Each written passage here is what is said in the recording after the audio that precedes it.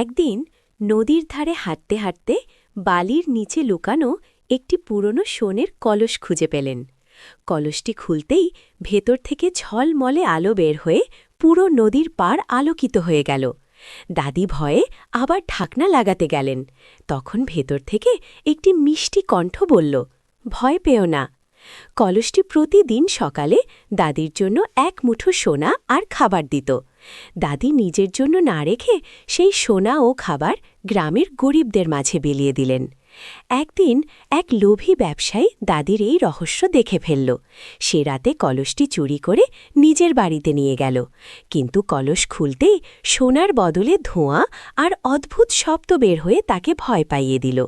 ভয়ে সে কলসটি ফেরত দিয়ে দাদির কাছে ক্ষমা চাইল।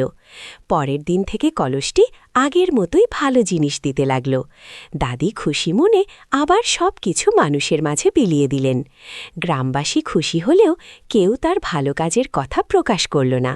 দাদি এক কোণে বসে একটু কাঁদলেন, কারণ কেউ তার ভালো কাজের জন্য লাইক বা সাবস্ক্রাইব করেনি।